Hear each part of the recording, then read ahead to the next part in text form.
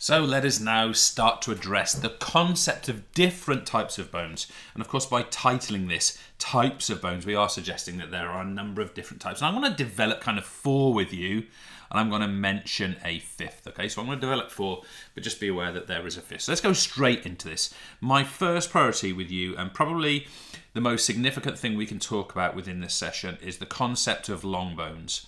Now, that is not to say that long bones are more important. It's just to sort of acknowledge the reality that we are kind of sports science kind of PE type consideration, and long bones are really important because they have a huge impact when it comes to leverage. And of course, leverage relates directly to the concept of movement.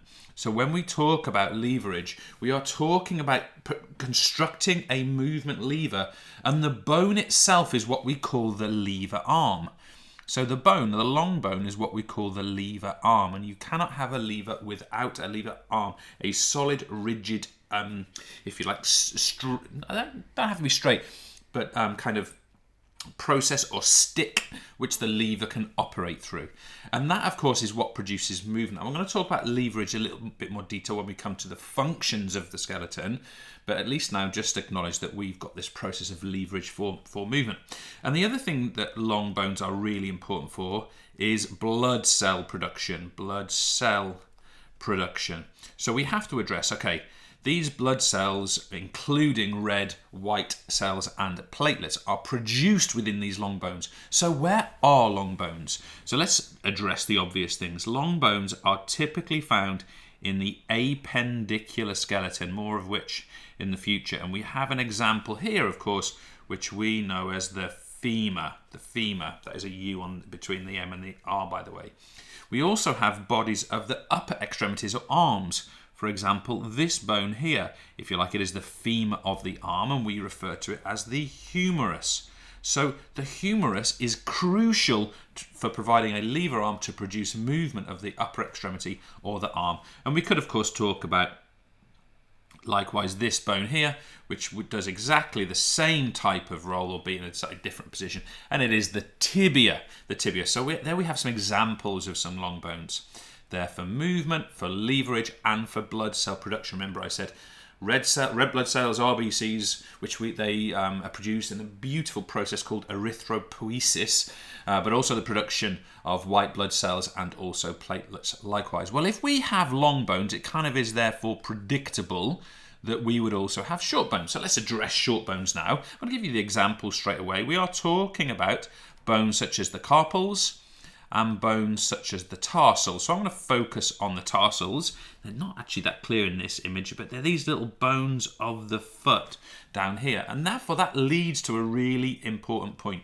Short bones, yes, they're involved in manipulation and fine movements. In fact, let me put in the comment of fine movement in there. And that particularly relates to the carpals in the hand, for example. They're able to produce fine movement patterns. But really what these bones are specialized in is what we call weight bearing. So think about the tarsals or the foot bones, which carry the entire weight of the body coming through down into the feet. Okay, so that weight bearing intention or need of the short bone is therefore really, really obvious. Okay, next grouping. Let's move it on. Let's now have a look at the concept of flat bones. Flat with an A that my A didn't complete there. Flat bones. Flat bones are kind of descriptive because they have a flat surface. And there's one here called the sternum. The sternum, that is a beautiful example of a flat bone. The sternum. And what's it there for? I'm also going to mention the ribs. I'm also going to mention parts of the pelvis. And what are they there for? They're there for protection. You might also want to think about the skull as another example, although there are numerous bones within the skull. They're there for protection. So think about this in terms of a sporting participation consideration. If they're there for protection, if we receive an impact in rugby, in a combat sport, for example, or a collision, or we fall off our bike when we're road cycling, or whatever it happens to be, these flat bones are essential for protecting soft tissues. But I want to make a nuanced point here. I mentioned the skull. Now, if you're thinking about impacts of the skull, you're probably starting to think about sort of things that might hit you. You know, you might get hit in the head during a boxing match, for example, and sort of damage is done to the skull, and the skull's there to protect the brain.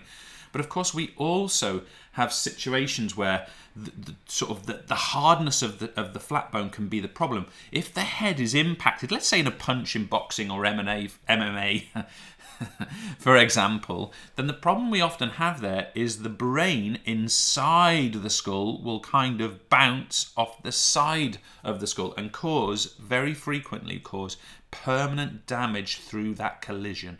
So we just have to take that into consideration with regard to flat bones. And finally, we have what are called, well, actually, apart from my little fifth one I'm going to talk to you about, we have what are called sesamoid bones. Sesamoid bones, okay? So, the way I like to think about this is that the sesame comes from sesame seed. Well, not the seed bit. But if you think, for example, about the patella, it's kind of shaped like this kind of sesame seed structure, so sesamoid bone.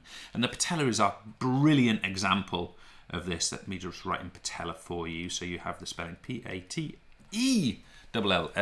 the patella. And with those patellas, where we find those is we find them in positions. We find them in positions of stress or friction. Okay, so if we think, for example, that what we have at the knee is we have a situation here where this knee can be constantly kind of flexing and extending. Think about a running action over a marathon, if you like. And of course, what's going to happen is that the tendon that runs across the front here of the knee is going to get kind of rubbed and worn against the knee joint.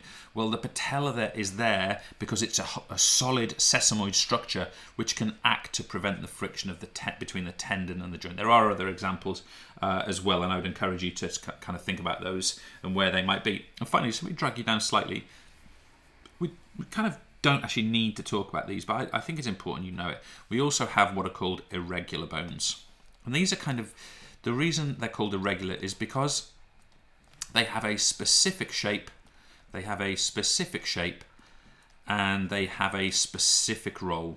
So I'm going to give you a couple of examples of an irregular bone. By far the best example is to think about an individual vertebra here. But we also have, for example, examples like the sacrum, or the sacrum we might pronounce it, the sacrum, or the vertebra. I'm going to write the plural of vertebra, which is vertebrae. Okay, these are what we call irregular bones, and they perform specific functions and then have kind of unique structures. I was almost said designs, but let's not get into that. But they have specific structures to perform the specific role in which they fulfill. Thanks.